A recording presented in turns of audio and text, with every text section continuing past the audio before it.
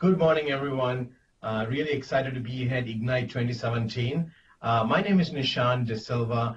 I'm part of the Information Protection Engineering team in Office 365, and I have one of my colleagues. I'll let him introduce himself, who will be talking to you today about data governance.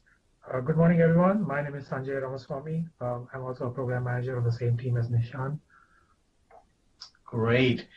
So Sanjay and I will walk you through a couple of things today in our agenda. So some of the things that we will be talking to you about is just to recap what we announced last year at Ignite, then also show you kind of our data governance framework that we are working on in Office 365.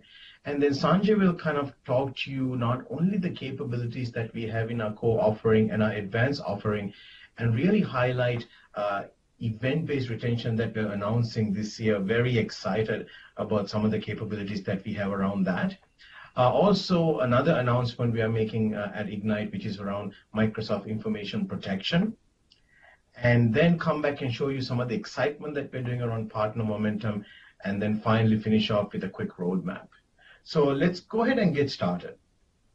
So as we think about from last year, one of our colleagues, in fact, this picture reflects Mount Hood up in the state of Washington, and our colleague Deepak Ramaswamy actually climbed this many times, and it was brave enough to last year do the presentation and really talk to you about bringing data in from additional or third-party sources into Office 365, and really introduce the concept of in-place data governance and retaining and archiving data in place, and also getting rid of information that you don't want.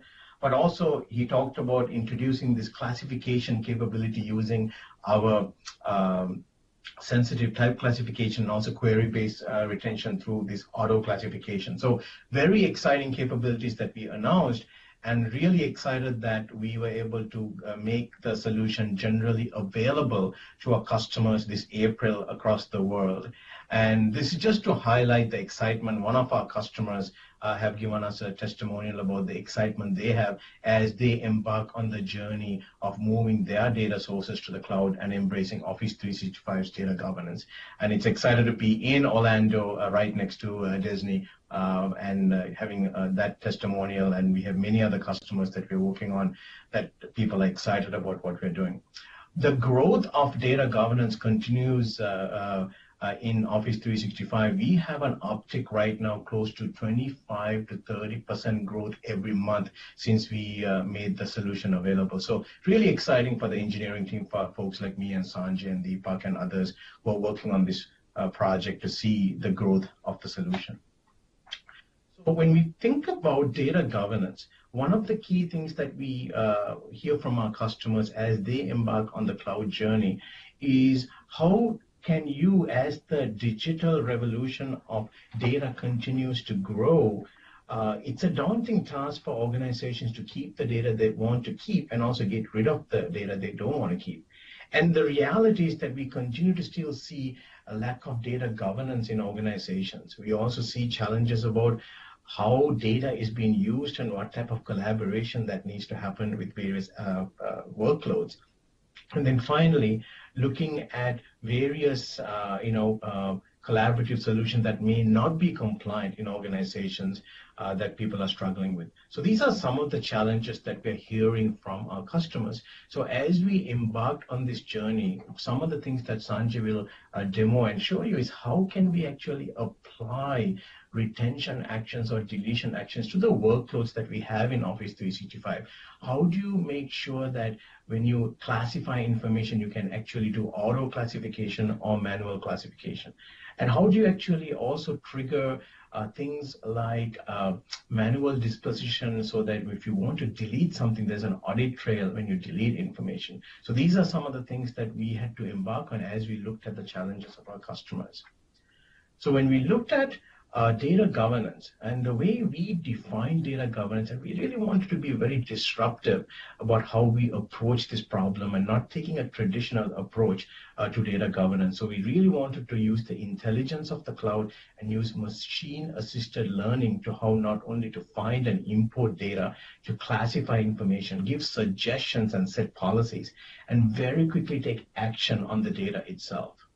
So as we think about the framework of data governance, the key investment areas that we focus on is importing or ingesting the data from other third-party sources or on-premise sources into Office 365. Second, after you ingest that data, how do you govern it from applying retention policies, how you can do manual labeling or auto classification of data, also be able to delete information that's not needed, and really kind of not only do data governance, go down to that next level, down to even go deeper into records management. I actually have another session that I'm talking with Raman Kalyan right after this session, the deepness of records management capabilities that we are also introducing with data governance. So if you have time, please make sure you take a look at that session.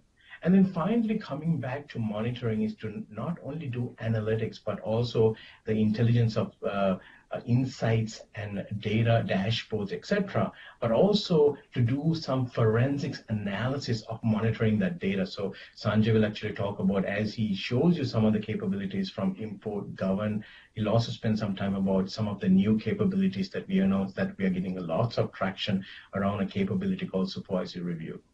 And finally, how we talk about data governance and bringing these fundamental framework together, we realize that depending on the size of your organization, from a small organization of, let's say, 100 folks all the way to a multinational organization of several 100,000 users in an organization, there are different profiles and personas. So in an organization that may be large, may have these 4 personas: that IT administrator, a compliance officer, records manager, and an information worker.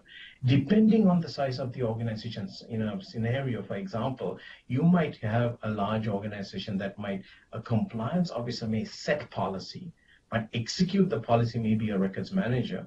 But the true data custodian and making sure that all these policies are enforced may be that IT administrator. And then how all these things work together and the value will be provided to that information worker to make that life easier.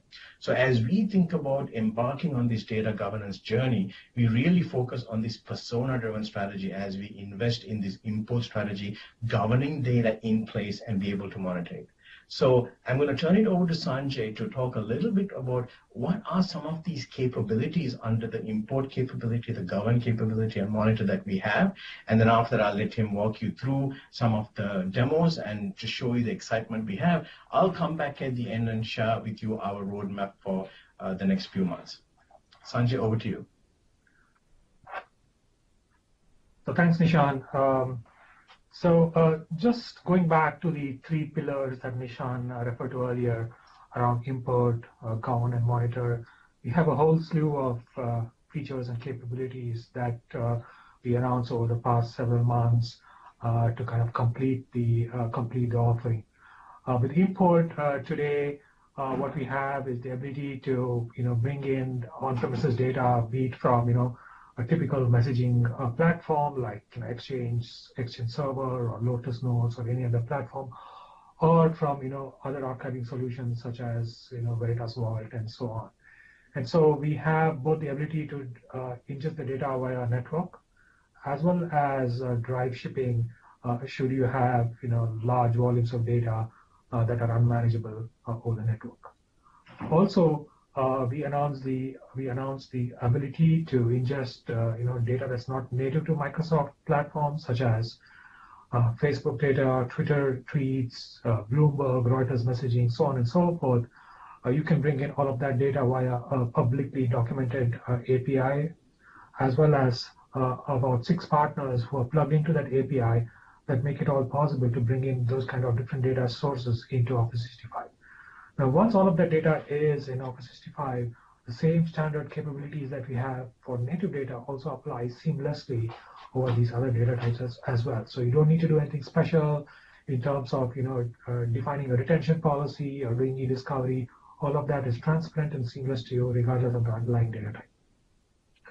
Retention policies, we've always had these different capabilities in our different products like SharePoint Online, Exchange Online, but now with our Security and Compliance Center, we're bringing it all together in one place so that you just have a single experience. You have a consolidated experience. You don't have to deal with different terminologies and such. It's all very seamless and transparent with the Security and Compliance Center. Records management is a new area that we started looking at ever since our data governance announcement back in March. Since then, we've been introducing a whole set of updates and capabilities around making it a much more robust and a richer platform. So we now have the ability to do manual disposition of content. So if you don't want the system to do it automatically for you, you can have your records manager look at data that's about to be disposed of and do the right thing in terms of disposition. We're also just announcing event-based retention, which is a key requirement for customers doing traditional records management processes. So all of that, again, I would like to stress the point that it's just not unique to a specific type of data. It spreads across all the different data types that we cover in Office 365. The other thing that we are strongly going after is some of our regulated customers and their very unique needs around how data needs to be retained and other compliance requirements. And so with keeping that in mind, we have a white paper that specifically addresses some of the stringent SEC 17A-4 regulatory requirements around how data needs to be immutable and the restrictions that need to be placed on policies. Again, this spreads across the entire fabric of SharePoint, OneDrive, email, groups, so on and so forth. We also have some unique capabilities around preservation lock and supervision that specifically address some of the SEC and FINRA requirements around archiving. Security and Compliance Center, I mentioned this earlier. This is that one-stop shop, one single portal for all the things that you need to do with regards to security and compliance, no matter where the data is being stored, be it in SharePoint, OneDrive, Skype for Business, and so on. So that's kind of some of the core capabilities that we offer as part of our data governance offering. But stepping up and going beyond further, we have a set of advanced capabilities that we also make available. Sanjay, before you go on, I know you and I talk to a lot of customers all the time. Sure. When we talk about import, you mean to tell me I can bring any type of data into the system, and how is it getting stored, and does that have any matter how the data gets stored in the system? Sure. So great question. So through the API that I referred to earlier and the partners that we have in that program, we are able to ingest upwards of 80 different data types that are out there. And these are things like, Facebook data, any sort of social platform data. There are instant messaging and, document collaboration platforms like Box, Dropbox. We also have expertise around ingesting data in very unique platforms like Symphony, ICE, Bloomberg, Reuters, and so on. These are very, very unique to the financial sector. So those are also gaining a lot of traction in terms of ingestion. In terms of how we store the data, we basically store it in whatever format that is suitable to our compliance stack. So in our specific case, even though we store it as an email natively, the key thing to keep in mind is that we kind of abstract away that storage concept of it, but we make sure that all our other compliance and security offerings that we make available automatically light up on that data that's coming in. So again, it could be a Facebook post, it could be a Twitter tweet. Regardless of how we store it, the key point to stress here is that all of those compliance capabilities that we're talking about here automatically light up on that data type. So customers don't need to worry about whether it's a specific, how it is being stored. They just need to worry about what data they're looking for. Great, thank you. So advanced data governance has a whole set of capabilities there. There's the automatic classification component, which is getting a lot of interest from customers. This is because we now have the ability to use machine-driven assistance to identify sensitive content that will be present in documents, emails, Skype conversations, Teams chats, and we're able to identify that content and then classify that content at runtime so that we are able to provide all of those retention and e-discovery capabilities for you. So out of the box, we have about 80 different types that we're able to identify. But if you have some unique requirements around custom types, you can always plug in your own custom sensitive types and have retention and classification drive off that as well. Additionally, we are also working with partners to bring in their own custom types out of the box, so that if you are in a specific vertical, like a financial vertical, you'll be able to take advantage of those out of the box capabilities and use that to drive classification as well. So Sanjay, what this means, what I'm hearing is that as we think about data governance as a horizontal play about all the capabilities inside Office 365, there are some scenarios where we may actually, due to customer demand, such as GDPR, whether it's HIPAA, or whether it's Patriot Act or the EU Data Protection Act, we'll actually start looking at some vertical solutions like what you're doing with SEC 17A. Correct. So to just add to what Nishan's saying is that we are seeing growing demand and interest from customers around not just the templates that we provide out of the box, but also to custom and time-bound deadlines like the GDPR Act. And so what customers are now trying to see is how can they build a template that will uniquely identify and meet the requirements around requirements like GDPR and use the existing platform around classification, retention, e-discovery, and so on to deliver and meet those requirements. So there's no new net things that need to be deployed or built. We're basically relying on the capabilities that we have out of the box with some customization to deliver and meet those requirements. Great. So supervision, I alluded to earlier, is another capability that we announced a couple of months back. And this, as you can imagine, is particularly relevant and important to customers in the financial vertical. But that being said, interestingly enough, we're seeing a lot of uptake around this feature from non-regulated customers as well, such as retail, hospitality, and educational. And here, what is happening is rather than having to meet or satisfy a regulatory requirement, what these customers are doing is they're using this capability, the same capability, to cover scenarios around communication, surveillance, and other requirements, internal investigations. So seeing a lot of uptake there as well. Intelligent policies, beyond just having the standard retention policy and classification capabilities that we have in the product set, what we're doing now is we're leveraging some of the signals that we're getting from the fabric, such as SharePoint, OneDrive, and so on, and also looking beyond just Office 365 into areas like Azure, Active Directory, and Office Graphs. We're now able to look at all of those signals and kind of deduce some patterns, some behavioral characteristics that we make available to you to help you identify outliers, to help you identify potential gaps in retention that you can then use to strengthen your overall posture when it comes to compliance. So that's a significant capability that we are providing here, where we use some of our assets around machine learning and intelligence to make that available to you. Records management, like I mentioned earlier, is a new area, but ever since we started looking at it back in April, we've been introducing new capabilities pretty much every month. So today we have disposition review for documents. We're going to be talking about the same capability being extended to email as well. We just announced the preview availability of event-based retention, and we'll show you some of that as well.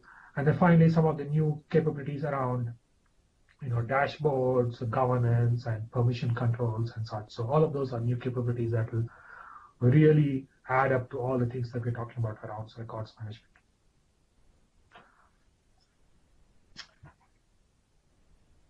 So import, I'll quickly walk you through what we have today and talk about some of the activity that we're seeing in terms of data movement. So let me quickly show you what we have around intelligent import. I'm going to share my browser desktop. So let me start off with some of the import capabilities that we have and how we leverage some of the intelligent abilities that we have in the cloud. So today we have the ability to bring in email data that are in PSTs into Office 365 using our import service. PSTs, as you know, are essentially like a black box. You have no idea what data it contains. It could be really out of date, very old data, or it could be data that's simply not relevant from a compliance point of view in your organization.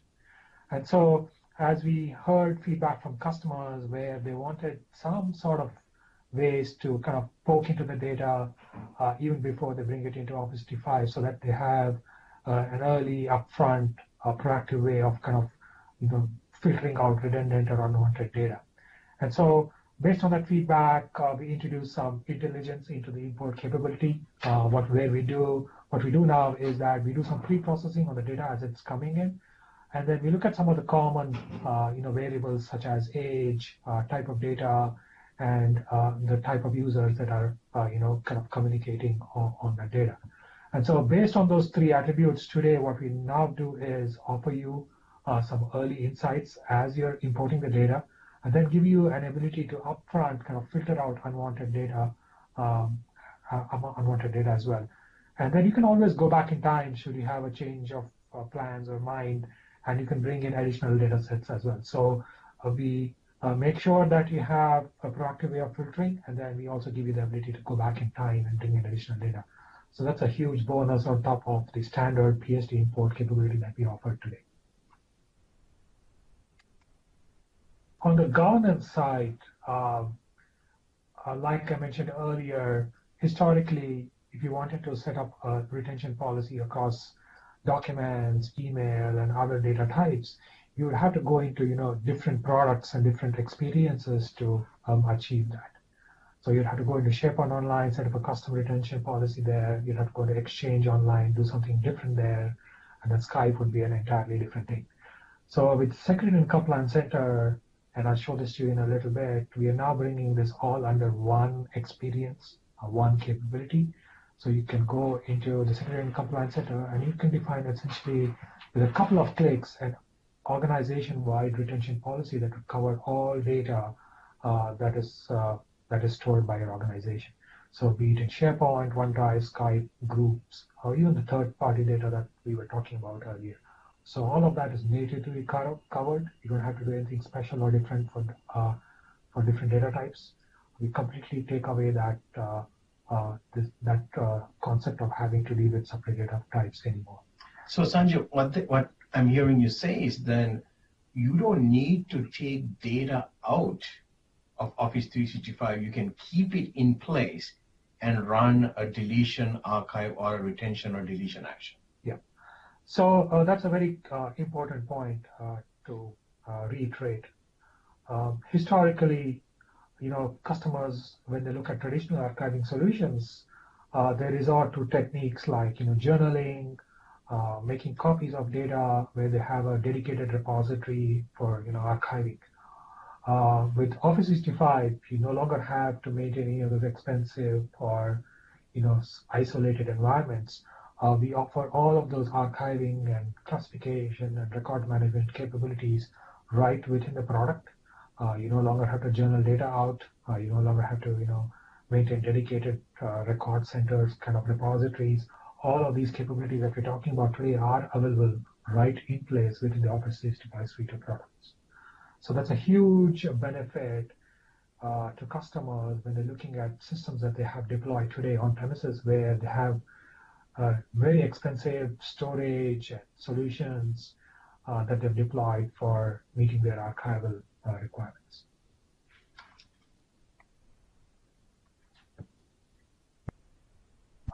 Going beyond into the governance pillar, we have two new capabilities that I want to spend some time on.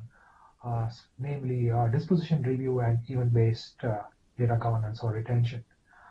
Disposition review is where you want to be in control in terms of how data is getting disposed, how records are getting disposed of within an organization. So historically, within Office 365, we've always had the ability to dispose of data when it's no longer required from your compliance point of view. But we've heard customers clearly tell us that as they're especially migrating from these other records management platforms, they want to have this ability in Office 365 where they are in control of how data gets disposed of. And so a couple of months back, we announced the ability to have records managers come in, do due diligence in terms of review and disposal. And so we now have this capability where you can come in as a records manager and do the appropriate disposition. And then you can also extract the data out for your documentation requirements in terms of destruction certificates and so on. So today we have this availability on documents, but we're also expanding that to include email as well, because we are seeing increasing amount of email content being classified as records. So they are exposed to the same disposition processes and requirements as well. So we'll show that to you shortly. Event-based retention is a new capability that we're just announcing at Ignite. This is where you have business processes in your line of business systems or applications where things happen in your organization, and a whole set of things that need to happen once that occurs in your line of business application. So a very typical example is where you have an employee leaving your company, and that event is initially initiated in some line of a business HR system, and then you want that to kind of ripple effect across your entire enterprise, not just on premises, but also in Office 365, where you have data that's relevant to that employee. And so very excited and to announce this capability today that's currently available in preview, and we'll show you some of those capabilities as well in a demo. All right, been talking for quite some time. It's time for a bunch of demos. So let me walk you through all of the capabilities that I've been talking about so far. Great. And while you get your demo environment set up, it's great to see, Sanjay, the excitement that we have. Especially, I know that customers have been excited about some of the things that we are doing around the unified retention capability. And then also, I think this concept about applying retention policy, and I'm assuming you'll also go talk about the labels concept itself, and then talk about how does that all work. Okay. Great. So here I'm in the Security and Compliance Center. I'm on the Import tab under the Data Governance section. And this is where I want to quickly walk you through some of the intelligent import capabilities that I referred to earlier. So what I have here is a batch of data that I extracted from the MSID corpus. It's about 20 odd PSTs. I think it's about 13, 14 gigabytes of data. And what I've done is I've kind of uploaded this into my staging area, but rather than blindly importing it as is straight into Exchange, these are all email content, what I now have is the ability to look at some of the early insights and the filtering capabilities. So here, right up front, as you can see, it looks like pretty much the entire data set that I'm about to bring in is more than 2 years old. And for organizations that have stringent retention requirements, they now have the ability to look at this insight and do the right thing in terms of retention. And so let's say I want to filter the data before bringing it in. So what I'm going to do is I'm going to click on Next, and now you can see that we now have a visual of what the data spread is like in terms of the type of data and the age of data. So it looks like in this specific batch of data that I've just about to import, I have data going back 13 years. And so if I'm a compliance officer looking at this, I want to look at this as a potential liability, because I really don't want to bring in all of that old data in. And so I can do things like, I just want to look at data that's 5 years old. So now it gives me a nice visual of what the data spectrum looks like. There's a 34% reduction in data that is bringing me in. So that's a huge reduction in terms of liability. The other thing that I can do is, beyond age, I can also look at other filters, such as the type of data or user filters. So some customers are particularly sensitive around things like voicemail and IM. And so what I can now do is I can say, okay, I don't want to bring in voicemail or IM. I'm interested in, email and calendar and contacts alone. So that's a huge benefit as well.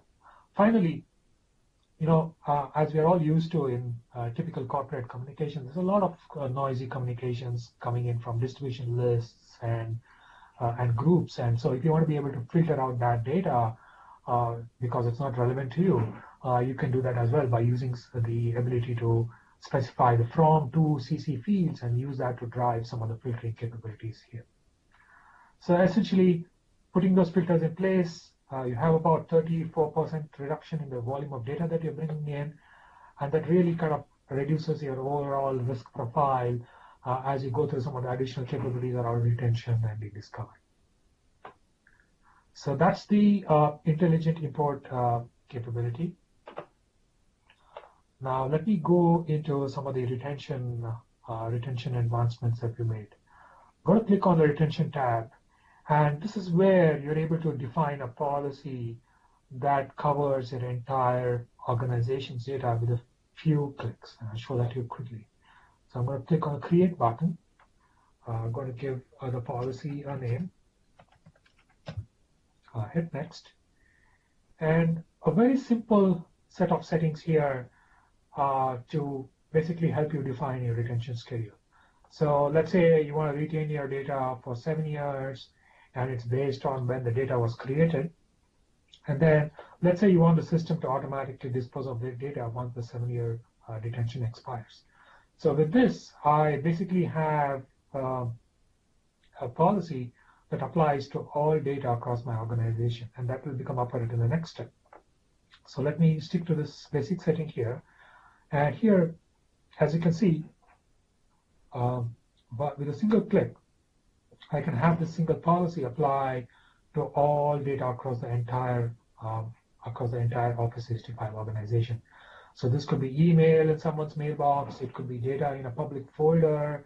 If you're using public folders, it could be in groups. It could be in someone's OneDrive repository, or it could even be in team sites and collaboration sites.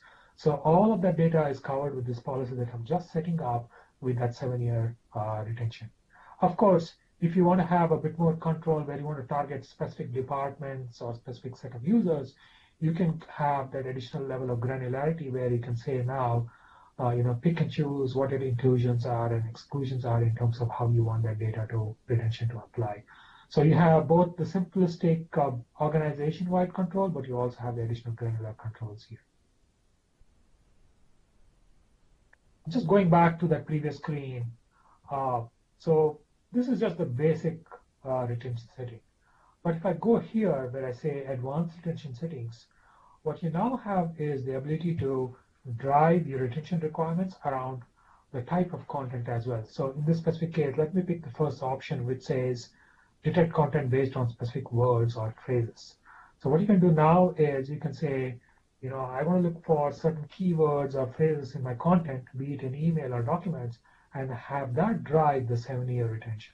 So that's a very powerful requirement where if you have specific requirements to target, sensitive content or certain keywords, you can use this advanced capability to drive the retention. So Sanjay, is that where I know that some customers have asked, hey, I want to find all types of content related to a specific patent, or whether it's an NDA disclosure document. So you can write very similar to the e-discovery strategy that we have. You can have retention actions on a keyword. Yeah.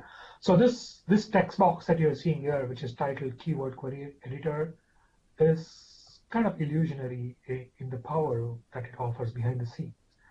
Like Nishan mentioned just now, in e-discovery also we have this similar capability where you can type in keywords and advanced query language syntax to very specifically target the content that you're interested in. So that same capability that we have in e-discovery extends during retention as well. Right. So very, very powerful. The other advanced retention setting that we have is where we're able to detect sensitive content and use that to drive retention requirements. So out of the box, like I mentioned earlier, we have about 80 different templates that you can use to drive your detection and classification of content. And so, for example, I could look at the US financial data sensitive type, where we automatically look at some standard predefined patterns like credit card number or a bank account number or routing number, and you can use that to drive your retention requirements. Now, if any of these 80 types don't meet your requirements, you can always customize what is available out of the box, as well as build your own custom sensitive types. So both of these capabilities are extensible, and that really kind of enhances what you have in terms of detecting content for the presence of sensitive information. Like I said earlier, this is out of the box template, 3 patterns that we look for, but then you can edit it and make it custom. You can customize it based on your unique requirements or an environment. So that's available here as well. So quickly going back to the basic settings, 7-year retention, and then I want the system to automatically dispose of that data for you after 7 years is expired. So I click next. I pick all locations, which is basically the entire corpus of data across your organization. I click next. This is where we have some unique settings exclusively for regulated customers, such as financials, insurance companies, mortgage companies, so on and so forth, that are required to abide by certain regulatory requirements around the SEC and FINRA requirements. And so you can use this unique capability called preservation lock that we make available exclusively for that vertical. I hit next, and that is pretty much it. As you saw, in just a couple of clicks, we were able to set up a basic retention policy to maintain data across the entire organization for 7 years, and then have the system automatically dispose of that data for you once that 7-year retention expires. Great. So very simple, very powerful, all in one place without having to worry about the underlying data type. Fantastic. Let me click cancel, come out of this. I think you're going to talk about labels next now. Yes. Great.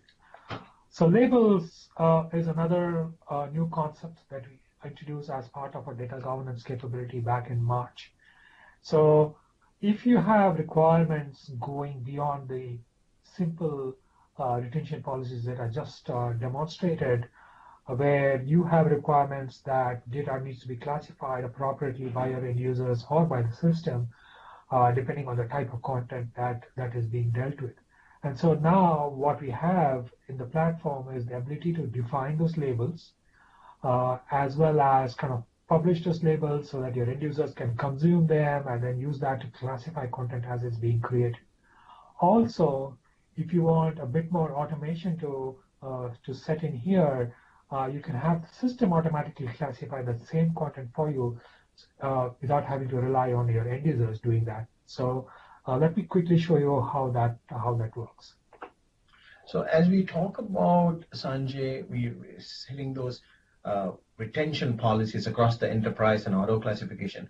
Do you think that kind of policies in the personas we talked about earlier, is that more of a records manager, or is it more of an IT administrator who's at the tenant level setting up these policies?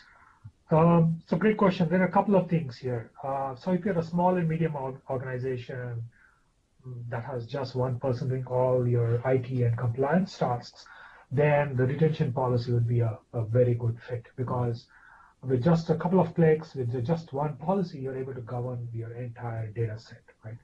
But now as you start looking at, slightly larger organizations where you have clear roles and responsibilities and different people doing different things, you'll have, a mix of people looking at using retention policies as well as some of the other capabilities around data classification like labels.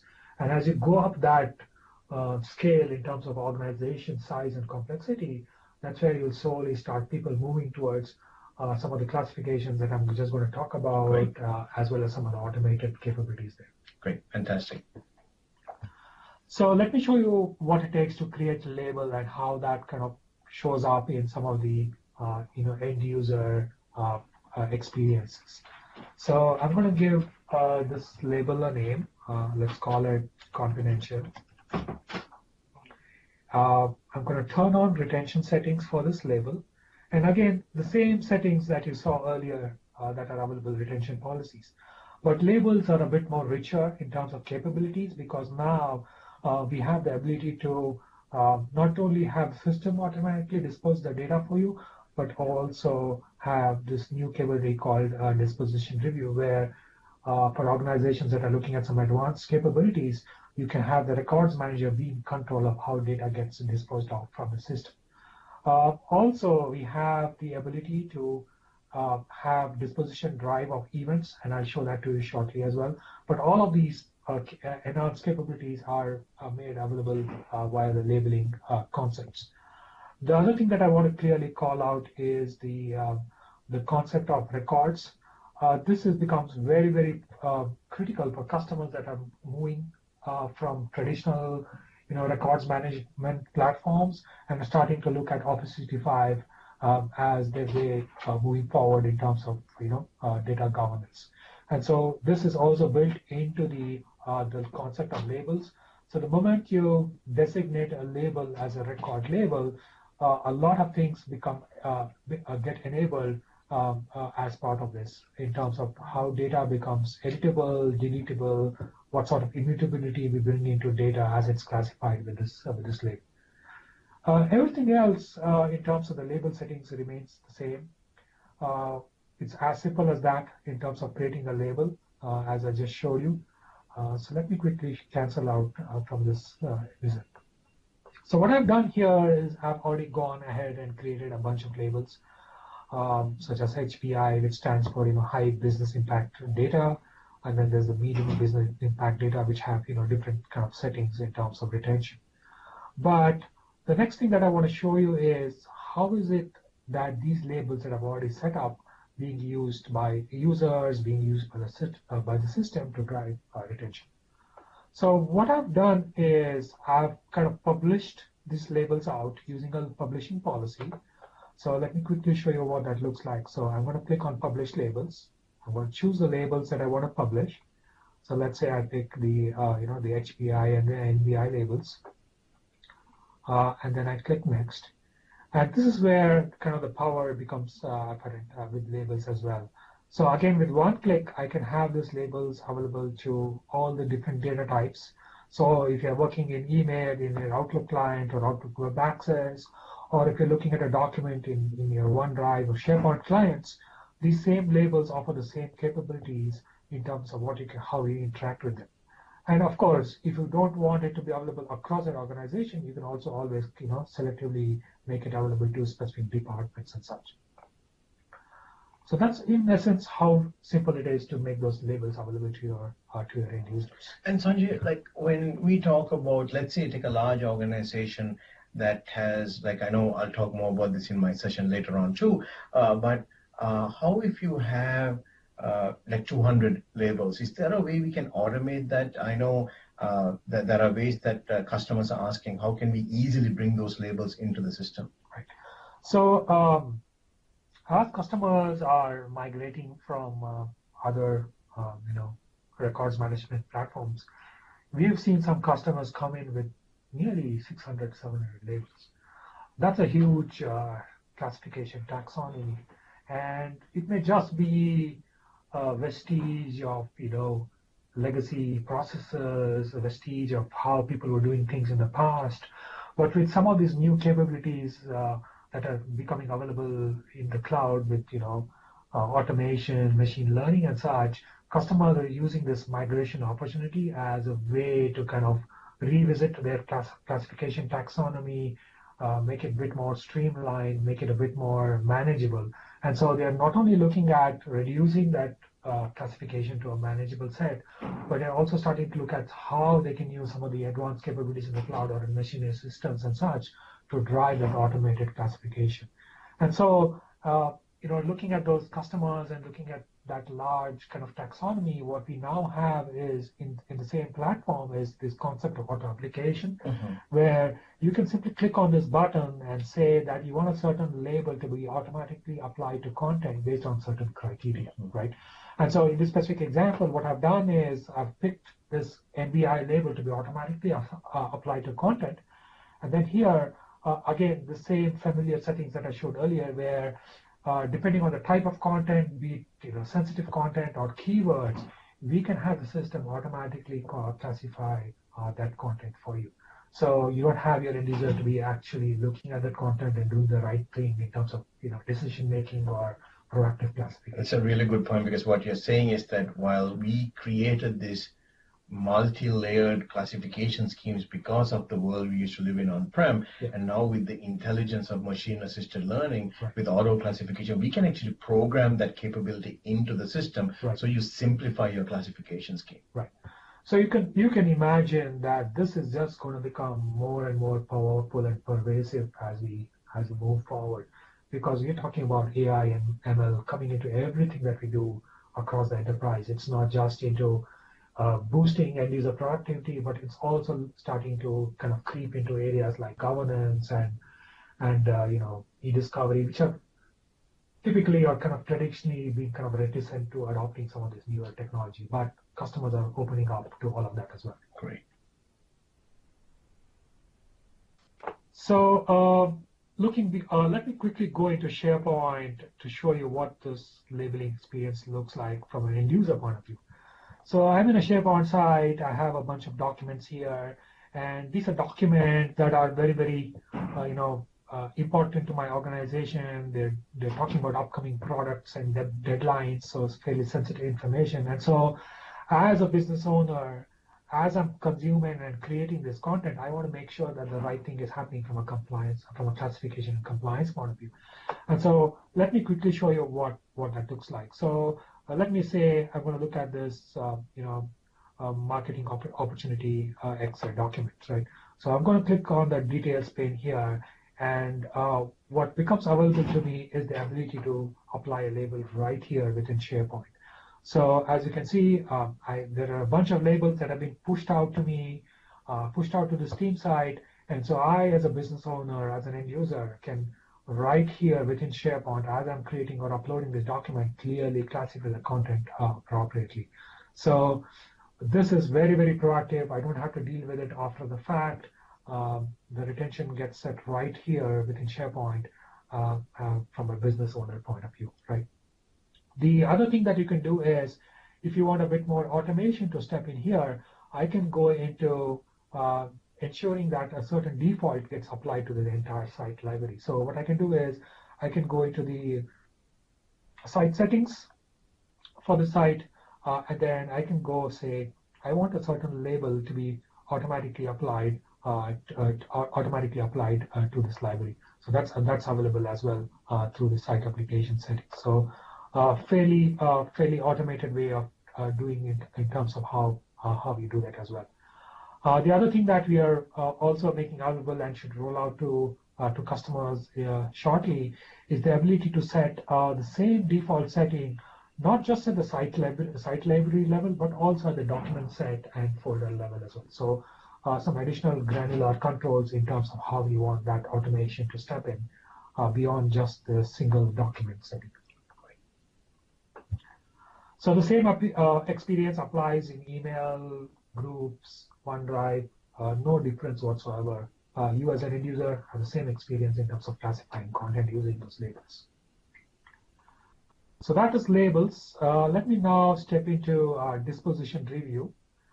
This is a new capability that we announced just a couple of months back, where you as the records manager or disposition officer can be in control in terms of how data can be disposed of. So here, I have a set of documents that have expired because the retention period has passed, but they're still sitting in the system because they're being classified with these labels that have been designated as disposition review enabled, right? And so until the disposition officer comes in, takes an explicit disposition action here, these documents and content will continue to remain in the system indefinitely. So let me just show you what the disposition experience is like. So I'm going to click on this PowerPoint document here, and I think that it's time to dispose of this document. It's no longer needed. Its compliance requirements have been met. So what I'm simply going to do is say delete this document permanently. Right? So what happens now is that this document goes into a queue where it's being tagged for permanent disposition, and it eventually shows up in the completed dispositions view as having disposed of from the system. And so you can imagine that you have a process wherein you go into this view, pending view, look at the data that's sitting out there, and then kind of take an action in terms of what you need to do in terms of disposition. And then once that is done, you can come back to the completed dispositions view and look at all the data that's disposed of from the system from a historical point of view, and use that to drive any sort of documentation requirements that you may have within an organization around destruction of data, certification of destruction, so on and so forth. So this is available today to all customers, and we have this available to customers that are doing disposition around documents, which is typically the scenario. But we are hearing customers that want to leverage the same capability, not just on traditional documents that are in SharePoint and OneDrive, but also in areas like email and conversations and so on. And so I want to show you a quick peek at some of an early build that we are making this available, not just to documents, but to email as well. So the same experience for email as well. This is really exciting, Sanjay. I know that many customers have been asking us not about just documents, but also emails. Right. And so this will go across everything. Correct. So the same experience. You don't need to do anything special. In fact, you don't even have to worry about whether it's an email or a document. We want to make that same consistent experience and vision apply across all the things that are in Office 365. So as you can see here, all of these items here are emails. Again, they've expired. They've gone past their retention requirements. But the same experience that I showed you earlier for documents applies to email content as well. So you click on this email. Again, it's very, very early, but you'll have the same kind of experience in terms of how you would be able to kind of dispose of the data here as well. So the next thing which I'm particularly excited about is events. And so events is especially interesting because it's great that we have this concept of retention policies, the concept of classifications, and how retention can be driven off those concepts. But events is something very, very different and very, very interesting. Take the example again that I brought up earlier, where you have an employee leaving the company, you have data that's pertinent to that employee. So you have a requirement in your organization that says, I want to retain this employee's data for 7 years after the employee leaves the company, right?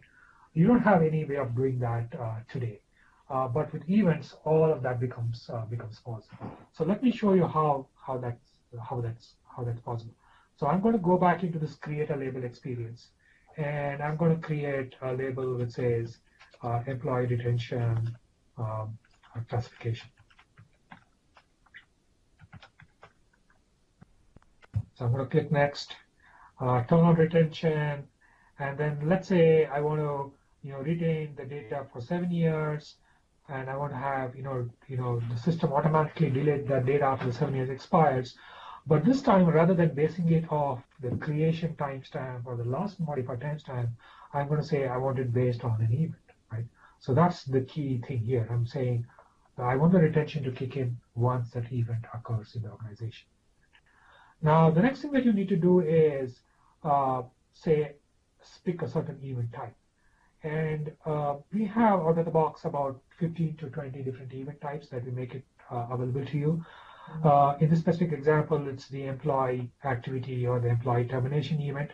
And of course, if none of these meet your requirements, you can always go create your own event type. So I'm going to pick employee termination as the type of event and click next, right? Everything else remains the same. You can go ahead and create this label. You can publish this label out or have the system automatically classify content for you. But that is it in terms of setting up an event-based retention schedule, right? So let's say you've set up this. What I've done here is I've already created a bunch of labels called project work orders and project financials.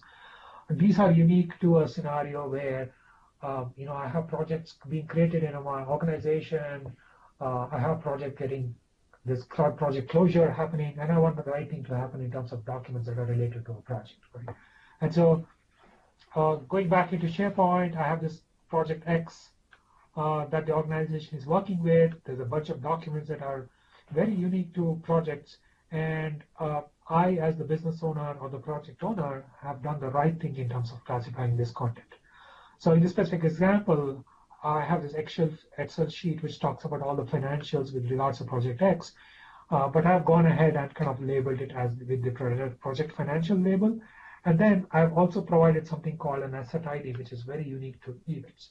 The asset ID is simply a unique identifier that you can use as an event management approach when you're doing the right thing in terms of disposition of data tied to this project.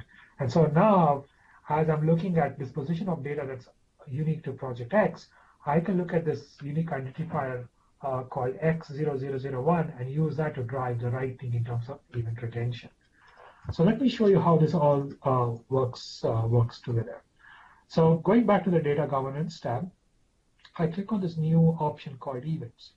And this is where I can say, okay, Project X is closed now, and I want the right thing to happen in terms of disposition, right? So let me look at this Project X closure event. I have said that look for all data across SharePoint and email, but look for things that match this specific attribute asset ID, which has a value of X0001. So this means that this event will fire. It will look at all documents that are associated with this unique identifier called X0001, and then as it gets processed, it will do the right things in terms of extracting the data and do the right thing in terms of disposing of their data. So now, across the board, you now have a way of identifying the data that's unique to a specific entity in your organization, be it an employee or an event, and then you can have the right thing in terms of disposition to happen using this events concept. It's fantastic. Now, events becomes especially interesting to organizations that have existing processes and systems that are entrenched in their organization from a process point of view. So you can imagine that customers have line of business applications, HR systems, patent portfolio management systems, contracts audit systems, so on and so forth, that they're using on premises already. And rather than give up all of that, what we're now seeing is that customers can continue to use those systems. They can use that to drive all of their processes. But if there's data that's spanning on premises as well as Office 365, you can have this one place to go to manage all of your event-based retention requirements. And so using some of the extensibility and the platform that we have in Office 365 available to partners and the ecosystem, we have this advanced capability where partners can come in and use that extensibility model to drive a lot more richer and enterprise-wide capabilities. So with that, I'm very happy to bring in Gimel, one of our partners, to show us some of those advanced capabilities that they've made possible using our extensibility platform to show you some of those enterprise-wide end-to-end capabilities around data governance and disposition. Thanks, Sanjay and Nishan.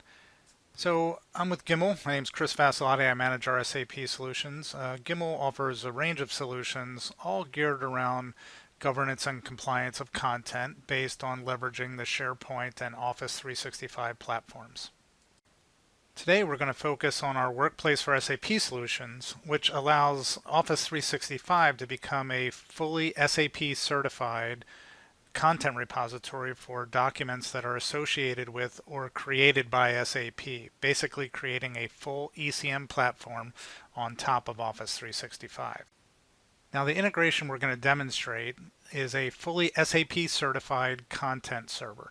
In fact, it's the only SAP certified content server on the market that allows you to natively leverage SharePoint or Office 365. It serves the purpose of allowing you to externalize your SAP content to a certified repository. It also supports bidirectional integration between SAP and Office 365 of documents and associated metadata, as well as coming with a product development kit that allows you to do more advanced integrations around data and workflow and so forth between SAP and Office 365. Now the demonstration we're going to see is that content can be created in Office 365 or SAP or even some other external systems, but we're going to see that content managed in a consistent manner, mainly in this example around an HR employee file. We're also going to see the ability that SAP users can create content, and the creation of that content or the change of information in SAP will enable us to apply data governance rules via retentions or labels and apply that content event in Office 365 to relevant content. Now the benefits of this are by automating these business processes, we really are increasing accuracy, ensuring compliance, and reducing overall organizational risk by taking this out of the hands of individuals or humans. We're going to help also reduce the overall operational costs associated with SAP. We can drive platform consolidation, eliminating other siloed information. We can move all that information to Office 365 and serve IT's needs to consolidate information, but also greatly increase productivity by automating these processes. Let's start by the user uploading a document to Office 365 to connect to SAP. In this example, the user drags and drops a document off the desktop into a Gimel drop zone. Gimel drop zones are configured to reduce the burden on the end user, so this user only needs to select a content type and then input the personnel number for the SAP employee. Once the information is submitted, behind the scenes, that document is being registered to the SAP archive link tables. We're pulling back SAP metadata into Office 365 and using that metadata to route the document to the correct location in Office 365 to match our information architecture. In this case, it's a personnel information document. And by browsing into that library, we can see that we have a new document here. And you can already start to see SAP metadata in the columns of this document. But let's take a closer look at the properties of this document. On the properties, we can see that we have SAP metadata, prefaced by the words SAP, intermingled with non-SAP metadata, things like security classification and life. And so it's that simple to add a document to SAP. Now let's look at an extensibility example using OneDrive for Business and Flow. In this example, a user drags and drops a document into a OneDrive for Business folder that's been configured to be monitored by Microsoft Flow. Microsoft Flow will pick up the document once it's dropped in OneDrive for Business and will email an HR representative for processing the document. The HR representative can view the document and take the simple task of classifying this document directly from within Outlook. Behind the scenes, once the classification is done, Microsoft Flow will drop this into Office 365. We can link that document to SAP archive link tables, pull back metadata once again, and use that information to file this in the correct location, which this time is the Career Management Library. Looking at the document in the Career Management Library, you'll see it looks very much like the document that came in directly from Office 365, even though it originated from OneDrive for Business. In fact, if we look at the Properties tab, you'll see once again that complete information profile, the SAP master data intermingled with Office 365 extended data to manage lifecycle and security. Now over in SAP, an SAP HR professional can go to the attachment list, a standard feature in SAP, and see all the documents in Office 365 associated with this employee. They can retrieve the document directly from here without ever knowing that the document is stored in Office 365. Now the SAP user is going to take an action in SAP that is going to affect the documents in Office 365. And there's a few ways we could do this. We could do it just by updating metadata, but in this example, we're going to add an employee termination letter to the file. So the SAP user once again goes to the attachment list and they choose to store a business document, which is a content type of a separation document. We'll see that document is added to the SAP attachment list. but behind the scenes that document is really being stored as a document of record in Office 365. Let's now go back to Office 365. Doing a refresh in Office 365, we'll see that there's a new document type that's been added here, which is the employee separation document. And as we expand that information, you can see the document here that the SAP user added. You can see it's pulled across SAP metadata. And so the existence of that document and the associated metadata can drive security and compliance of this and all related documents to this employee. Now let's move over to the Office 365 Security and Compliance Center, and we'll see as a result of that SAP processor adding the termination letter to SAP, a new event has been created in Data Governance. Filtering down to the employee number and selecting the event, we can see that this event was generated by Workplace for SAP, and all documents associated with this employee by the employee ID will be governed by the rules on this policy. Back over to you guys. Thank you, Chris. That was a fantastic demo. Just shows the power of what is possible with the ecosystem and Office 365 through the extensibility platform.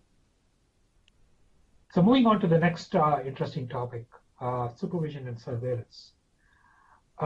So as I mentioned earlier, we have these regulated customers that we're uniquely targeting for some specific requirements, right? They have requirements around meeting regulatory, requirements, very specific to that vertical. And so to satisfy some of that, we have capabilities like, preservation log, SEC 178-4 compliance, and supervision just adds to that expanded set of abilities.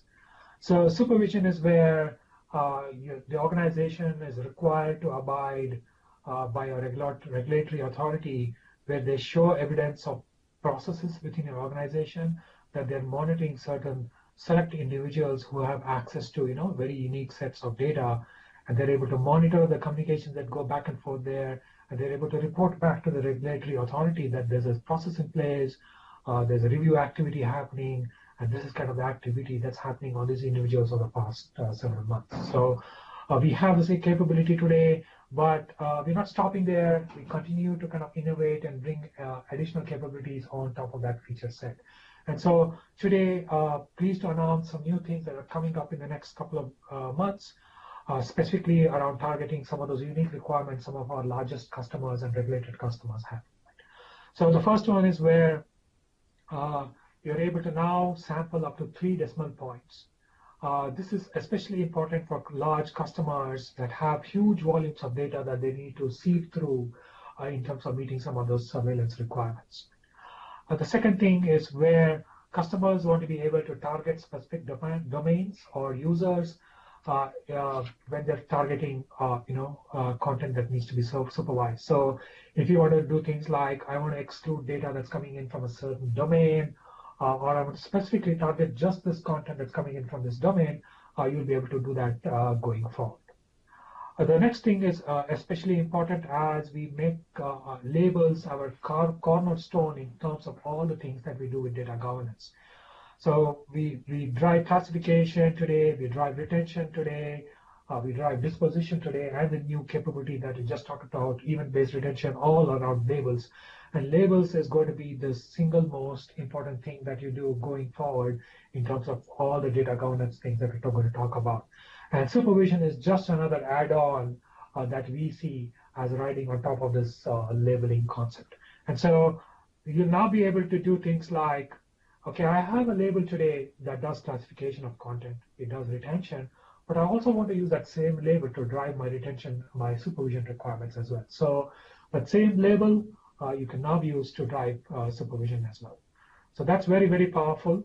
But going beyond that, what we now have is the ability to provide out-of-the-box lexicons, the same thing that you saw earlier in terms of sensitive types. But customers are now saying, okay, we have this large set of keywords that we use internally to monitor supervision. We want to have that same capability in Office 365 as well. And so in conjunction with the labeling capability, we now have, in partnership with one of our partners, 17-4 LLC, where we are making available to customers some out-of-box templates or keyword dictionaries unique to the insurance vertical, the mortgage sector, investment banking, retail banking. And so we're going to have those out-of-the-box lexicons that you can now use to drive very unique specific requirements that you have around the supervision as well. So very happy to announce some of those advanced capabilities. Great, fantastic. So let me quickly show you some of those capabilities. Just setting up my session here. And while your machine is coming up, Sanjay, what we are seeing with supervision is not only in that financial sector here, and are people using it also to do for investigations, internal investigations? Can supervision be used? Yeah, so that was an interesting tidbit that I brought up earlier as well. Going beyond the standard usage of meeting regulatory requirements, interestingly, we are seeing a significantly high amount of uptake from customers in other verticals as well. The ones that kind of stand out are the people, the customers in the hospitality segment, like hotel chains and others. We're also seeing interest from retail, not banking retail, but traditional retail, and also scenarios around where you have large set of help desk and customer service kind of representatives that deal with customers. And so what we're seeing is customers using these segments of users to monitor what's going on there, using supervision as a channel to kind of drive, to identify areas of improvement and how they can use supervision to drive efficiency improvements in those areas. So that's a very interesting kind of twist to how customers are using supervision. Fantastic. So let me show you how labels becomes very, very powerful in terms of supervision. So what I can now do is, let me quickly show how I create a supervision policy. So let me just give it a name, click next. So this is where I say I want to monitor a set of people. So let me just pick, let me just pick a couple of users, Megan, Lynn, and then you can also pick groups of users and then have exclusions as well. That's very powerful. Click next. And this is where you can say I want to target, incoming, outgoing, direction. But like I mentioned earlier, not just a blanket incoming or outgoing. You'll now have the ability to say target specific domains or users. But what I want to kind of highlight is this new thing called new condition that we just introduced, where I can now say I want to classify content based on the presence of certain labels, right? Wow. So if you have documents or communications that users are, classifying as HPI or MBI, the labels that I showed earlier, you can now say, okay, any content that's being classified as HPI or MBI, I want it now to be exposed as part of the supervision pipeline. And so as your reviewers are looking at the content, they'll now have this additional volume of data that's coming in, especially because it's being tagged with that label of HPI or MBI. So that's now possible with this new capability. Excellent. This is fantastic, because I think I can see how, as we think about these specific insights, we can also look at how these kinds of ways, when we look at the future, Sanjay, in our roadmap about machine learning capabilities, right, because we're already setting the stage here. Correct. So you can just imagine that rather than have these, keyword-based, conditions, you can actually have a machine learning-based model that actually drives the detection and review of sensitive content. Okay, great. I know we are kind of coming up on time, so I get this at this point. I think I know that we talked about one of the things, just recapping on the agenda, is to also talk a little bit about our MIP announcement. You want to just talk a few minutes about the MIP capabilities that we are introducing, Sanjay? Sure. So I'm sure this is not something new to customers in the audience. You've probably already heard about Azure Information Protection, and they have labeling as well in their portfolio. And so the question that pops up is, what is Azure? How is Azure Information Protection Labels different from what we have that we've just shown you so far? Do they offer the same set of capabilities? Is there some sort of an overlap, or they're just completely different? And so today, these platforms are unfortunately completely different. They don't understand or know each other, and so if you wanted to meet the requirements that are met by Azure Information Protection's encryption and sharing controls, and you wanted to also meet the retention requirements that are available on the Office 365 label side, you have to deploy both solutions. Obviously, that's not the best thing to do both from a customer point of view as well as from an engineering point of view, because it's very expensive for us to maintain both of these solutions side by side. And so we are very happy to announce today a whole new model called Microsoft Information Protection that brings this two disparate platforms together under one umbrella. So you as a customer don't have to buy two solutions, don't have to deploy two solutions, don't have to retrain your users in terms of how they interact with these different labels, whether it's an Office 365 or an Azure.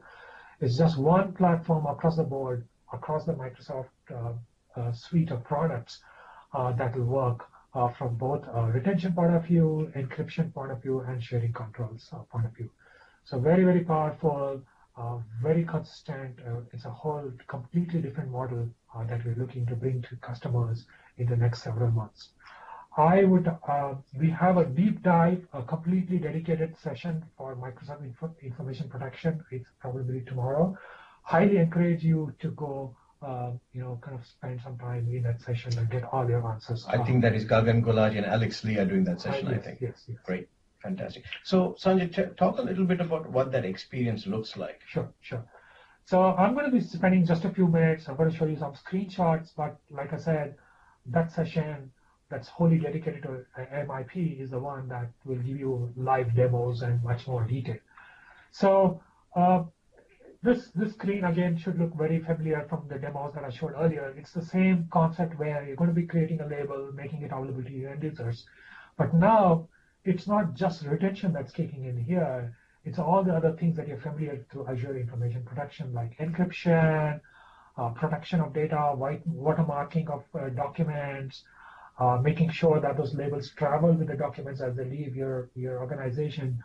So all of those things will automatically become available as part of the single labeling platform that you've seen so far. Again, through the Security and Compliance Center, create a label, check all of those controls, and all of that becomes up. Great. So I think this is fantastic to see the various capabilities that we have. So again, some of those other additional capabilities that are today available only through Azure Information Protection now roll into this Microsoft Information Protection labels as well. Great. So what does this label look like in the actual Office itself? Yeah. So today, if you go look at the Azure Information Protection labeling platform, you have this custom plugin that gets deployed to your users. It shows up as a bar in your Office clients like Outlook, Word, PowerPoint, and so on. So as you can see, it's a deployment that needs to happen. It's out of box. It's not seamless. It's not native. But going forward with Azure Information Protection, it's going to be natively part of the clients themselves. So you don't have to deploy or install and add it. You don't have to worry about upgrades and things like that. It's all part of the native Office 365 ribbon, as you can see from these screenshots here. And again, it's not just for the Windows clients. It's for Office on Mac as well. And again, it's taking that a step further. It's not just on these Mac and Office clients. It also goes into other cloud platforms like Box and Dropbox.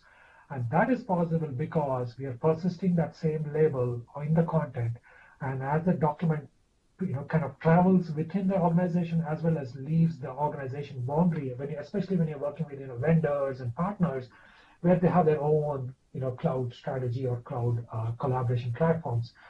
So if you're concerned about sensitivity, if you're concerned about encryption, because we're persisting that label as the document traverses, you don't have to worry about where that document is going to end. And that's huge. I know that many customers have asked us about that, and also what I'm hearing you say is, so you talked about the Office 365 label. Now we can go into the native Office clients. And now beyond that also looks like we can also go into Windows, Azure, and beyond that outside. That's fantastic. So essentially, this one slide kind of brings that all together, where we're looking at it both not just from a customer point of view, but also from an engineering point of view, and also in terms of a selling. How do you make it easy for customers to procure this, deploy this, train their users? How do you make this all kind of consolidated and seamless? And so, essentially, the 4 things that we're going against are make sure that we have one labeling story,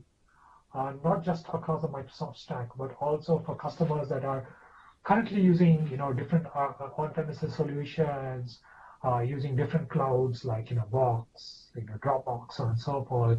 And so we are going to make sure that this works across all of those platforms and modalities. Fantastic. The other thing is, in terms of deployment and upgrades, we no longer have to do some additional steps. We're going to make it natively part of the platform.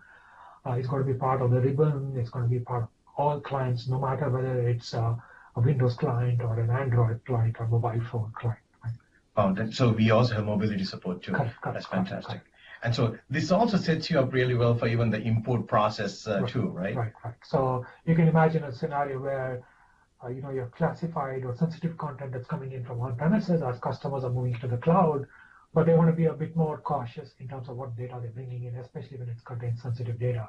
So they want to go through some additional prereqs or checksums before they move that data. So now you can say, okay, this data, if it's labeled with a certain label, I want to keep it aside for the moment, but I want to bring all the other data into Office 365. So that's kind of some of the extensibility we get as part of making this label, across the enterprise. Great. I know we have a few more things to get covered real quick, so thanks, Sanjay. And just to switch gears a little bit, it is really personally super excited to be in this space. I think we are definitely creating some disruption in the market about making these capabilities available in place. At the same time, we don't want to forget our partners. As we saw what we have done with Gimmer, not only Gimmer, we're doing some fantastic work with AvePoint around doing data governance around groups and other classification things, that how they are looking at completing our story when it comes to going on-premise and also going hybrid scenarios. And very similar to RecordPoint is looking at using our retention and classification engine as the master as they start looking at doing physical records management and beyond. So very exciting to see the partnerships happening between Gimmer, AvePoint, and RecordPoint. And there are many other partners, as Sanjay mentioned. These are the data governance partners in the govern area, but in the import process itself, there's a significant amount of partners, and we continue to add to our partner ecosystem. So finally, let me just finish off by giving you a quick highlight of what we are working on for the next few months. So as Sanjay mentioned, event-based is a huge big bet we are taking, and we are super excited. It's already in our universal preview program, but that's going to be releasing very quickly. Also, as you saw Sanjay show you the universal retention inside Office 365 for in-place governing and retaining and archiving data, we are also going to be bringing that same capability to Teams for channels and chats in Teams. So excited about that. And also some of the other innovations that we are working on around access governance, about how when we bring the actual users, the various personas and the content and overlay the two together to really create this capability called access governance, where we can monitor and report on over-provision site, or when an employee leaves the organization, what permissions did that person have and the content they had, so we can actually govern that information appropriately. Also, Sanjay talked about the disposition of not only documents but email. We encourage you to also take a look at another session. I think it's on Wednesday. Deepak Ramaswamy and Roy King will be talking about GDPR. Very exciting, some of the capabilities around data governance and e-discovery and other information protection services that we offer, how we are going to be able to address GDPR issues. We talked about MIP. I wanted to save something for my next session, so come and see my next session, and I'll talk a little bit about how we were creating these labels, manually applying them, or auto-classifying, how all this will propagate well in something called the Records Manager dashboard.